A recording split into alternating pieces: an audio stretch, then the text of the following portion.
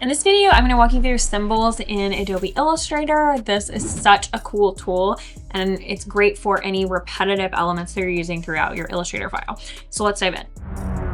Okay, so I designed this really cute deck of cards that's just popular pups. So it's all the top dog breeds, and I drew all of them. I made these cute backgrounds for them. They are so adorable. What happens when I want to add the suits and numbers in the same position in each one? I'm going to use symbols for this. So I actually have a template file, and this is one that you can get if you take our full playing cards class, which is part of our stationery school membership for stationery designers. So what we've done here is we have a symbol for each of the numbers and for each of the letters. So if I pull up my symbols panel here, which you can always find in Window, Symbols, I'm gonna scroll down to that one.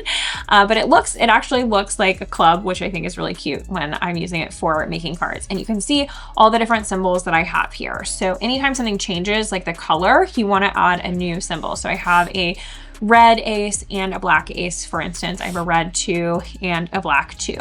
But as you can see, I have the red 2 is the same on the hearts and on the diamonds. And I've placed these all throughout.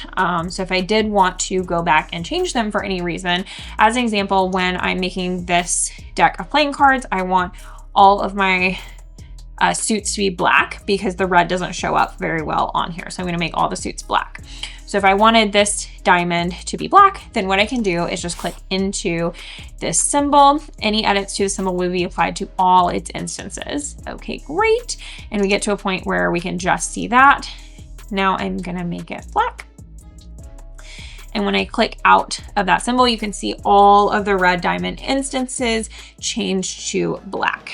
Same with like the ace and 2, we could just click in and change this to black. That's probably what I would do in this instance, but then we'll have two different aces. We'll have one that's on the diamonds and one that's on the clubs and spades. What you could do is just click on the black ace and then go up to here and just click replace symbol.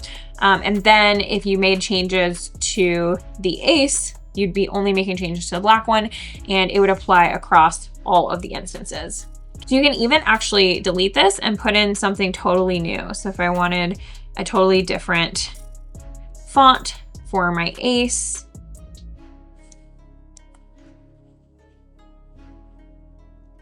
I can put that where the old one was. And then every example of the ace, see, even on the black ones, not on the red because we didn't change that one yet, but even over here on the black ones changed to that new font. So imagine having to do that not only 4 times, but it's 2 times per card. And this one has to be rotated and placed in the exact position. And then imagine having to do that for all of the different diamonds on here, including, you know, these internal ones, etc. So it's just going to be a lot easier to use symbols when you might want to change a lot of instances of the same element within your graphics. So I like to use these for like monograms, just in case they decide to change the monogram, then I can change it once and it will change across all instances of that symbol.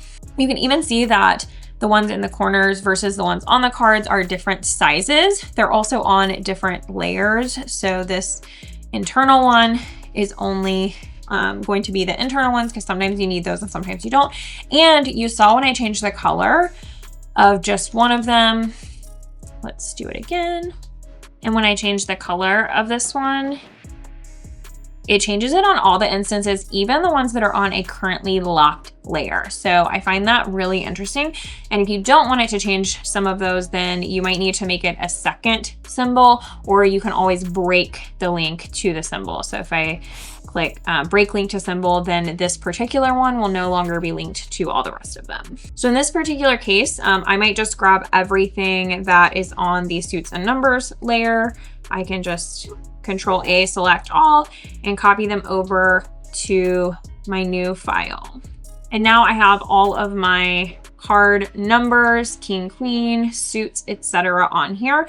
Now the only thing that I need to do is change all of them to the black. So there's a couple different ways to do that. I could break all the symbol links or outline them and then select them and change them to black. I can replace this with the black version and just go through and do that. I could just grab actually there's so many different ways to do things in Illustrator.